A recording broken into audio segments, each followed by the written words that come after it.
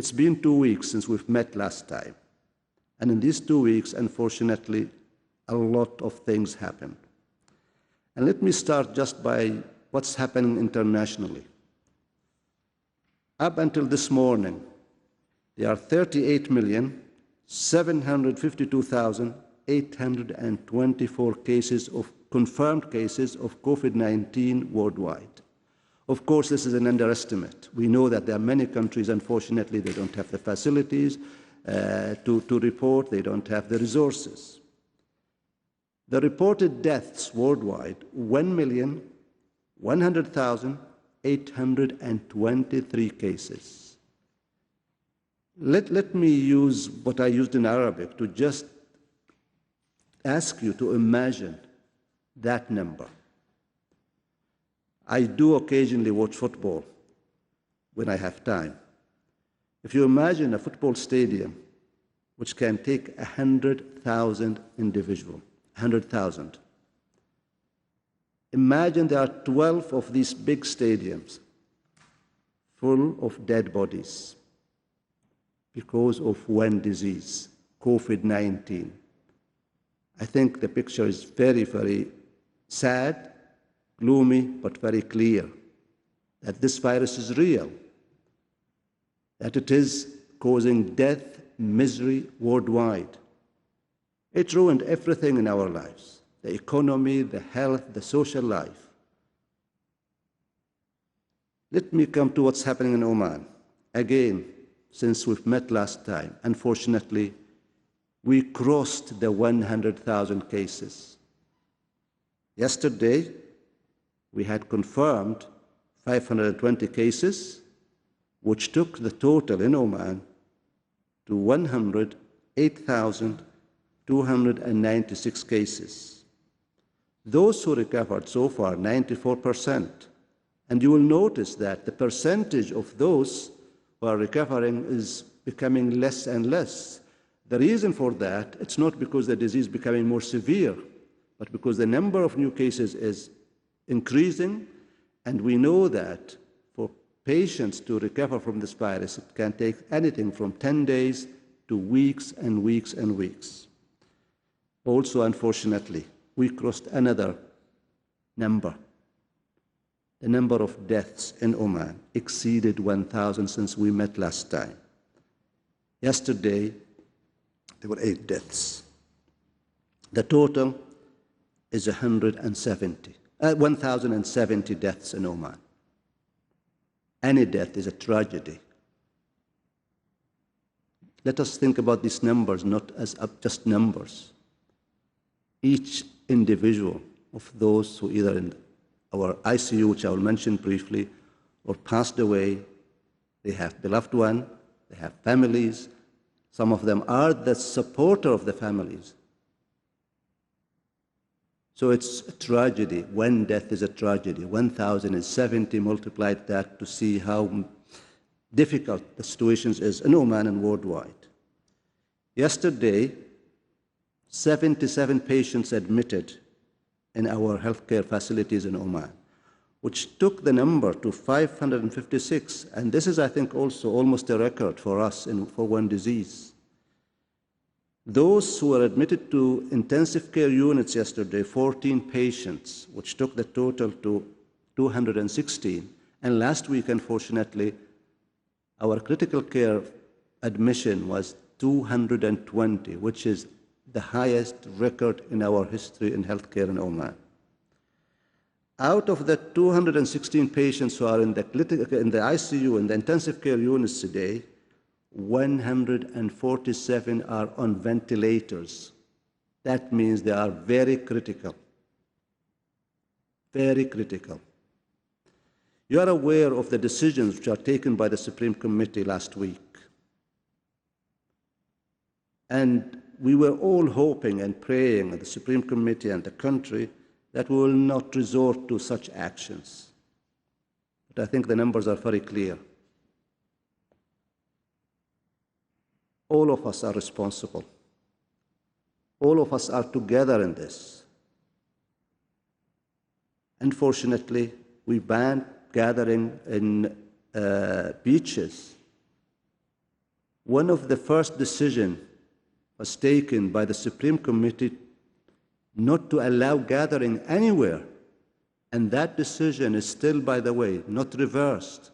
So it's illegal to have gathering in any places, farms, public places, wherever, closed places. The number of weddings that we hear about, and funerals, unfortunately, where people are in tens or hundreds.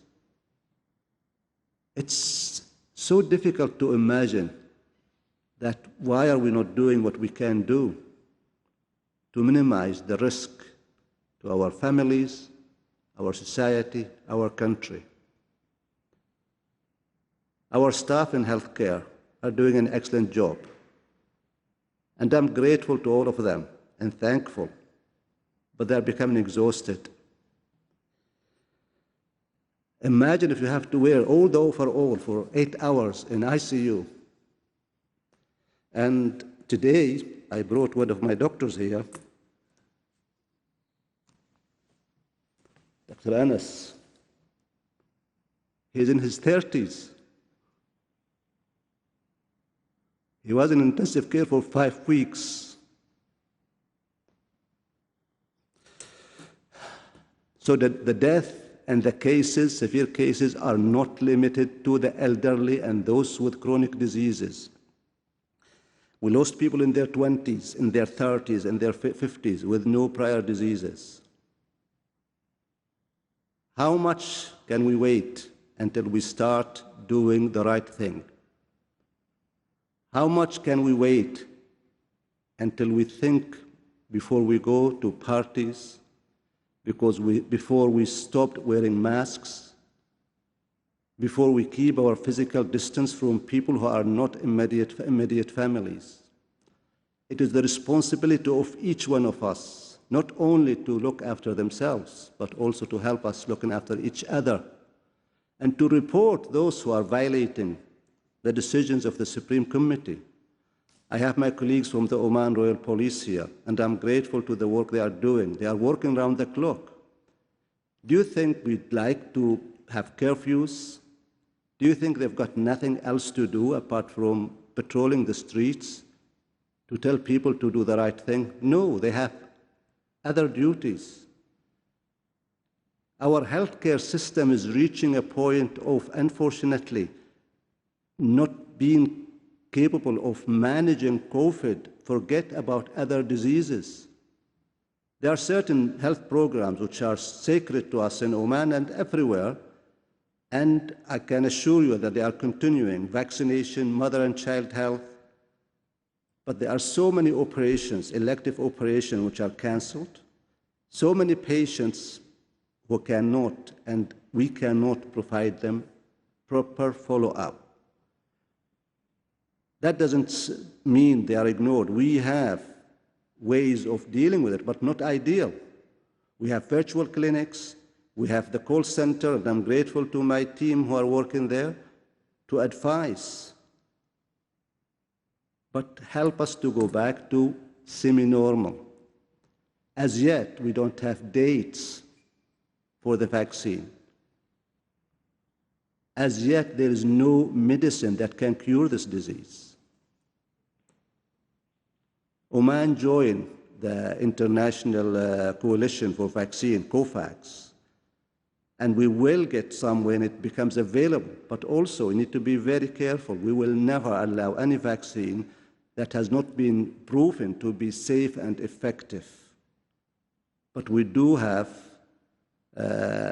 bilateral meetings with companies which are producing vaccine in addition to being member of the COVAX, and we are very proud that we were one of the few first countries to join this coalition, which now includes more than 170 countries.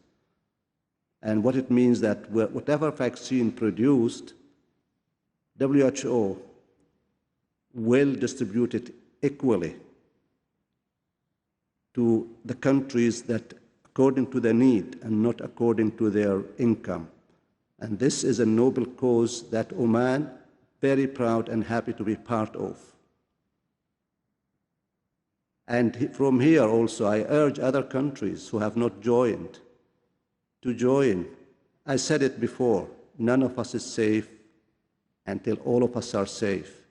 So there's no point of protecting your country only or your society, because this virus will come back to you if we don't protect the whole world. And that's why the challenges for vaccine are huge.